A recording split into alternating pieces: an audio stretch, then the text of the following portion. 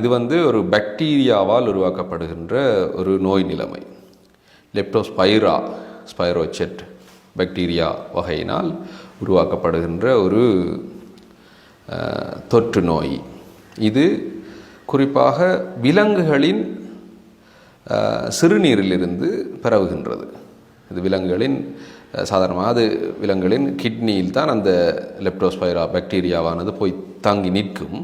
அது கனகாலம் அது என்டிமிக் ஏரியாஸ் என்று சொல்லப்படுகிற நோய் தாக்கம் அதிகமாக காணப்படக்கூடிய இடங்களில் வாழ்கின்ற விலங்குகள், அது எலியாக இருக்கட்டுக்கும், ஆடு மாடாக இருக்கட்டுக்கும், அணில்களாக இருக்கட்டுக்கும், எதாக இருந்தாலும் அவற்றினுடைய சிறுநீர் வழியில் அது போய் தங்கி நின்று பிறகு சிறுநீர் போகும் பொழுது அது கொஞ்சம் கொஞ்சமாக அது விடப்படும்.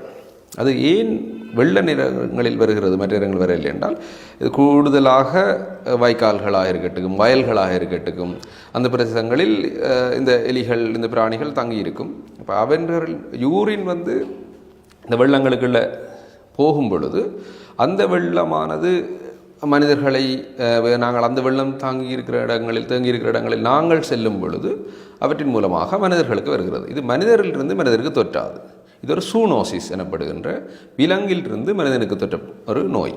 மற்றது இந்த லெப்டோஸ்பைரோசிஸ் ஆனது உலகத்திலேயே மிகவும் காமனஸ்ட் என்று சொல்லுவோம். அதாவது மிகவும் சாதாரணமான, மிகவும் அதிகளவான நிகழ்தகவுடைய பரம்பலுடைய நோயாக கருதப்படுகிற சூனோட்டிக்ஸில், விலங்குகளால் பரப்பப்படும் நோயில் மிக அதிகளவான நிகழ்தகவு கொண்ட ஒரு நோயாகவும் இது காணப்படுகிறது.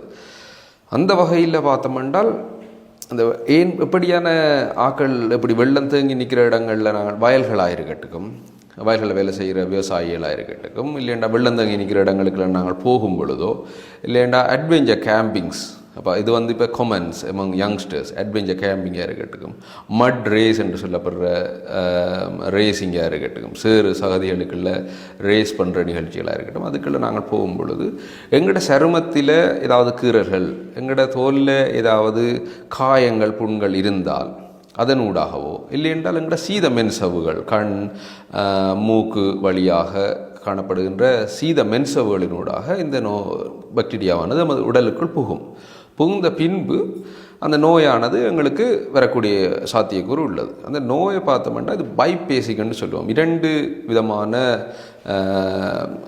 பேசஸ், 2 விதமான நிகழ்வுகளாக உருவாகலாம். இது ஒரு சாதாரண நோயாக சாதாரணமாக ஒரு சளி மாதிரி உடம்போட காய்ச்சல் மாதிரி போகலாம்.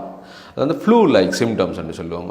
அது காய்ச்சல், அதாவது 38 தொடக்கம் 40 டிகிரி வரையிலான காய்ச்சலாக, உடல் வலியாக, தலைவலியாக, கண் பின்புறம் ரெட்ரோபிட்டல் பெயின் என்று சொல்லுவோம், அந்த மாதிரியான வலியாக ஆரம்பத்தில் இருக்கலாம். அதனை தாண்டி அதனுடைய நோய் தாக்கமானது தீவிரமடையும் பொழுது அது தாங்க முடியாத தசைகளில் ஏற்படும் வலி, பொதுவாக காஃப் பெயின் என்று சொல்லுவோம். இந்த கெண்டை கால் பகுதி தாங்க முடியாத வலி ஏற்படலாம்.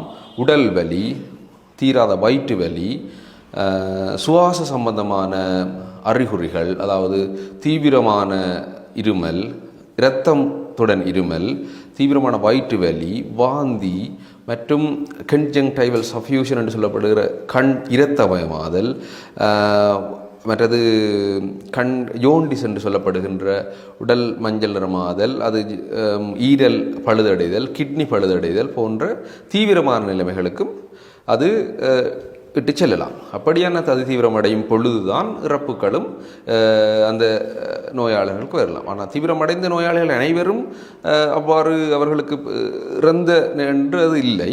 அதை சரியான முறையிலே நாங்கள் இனங்கண்டு சிகிச்சை அளிக்கும் பொழுது முற்றாகவே குணமடைந்து வீடு திரும்புகின்ற நிலைமைதான் காணப்படுகிறது.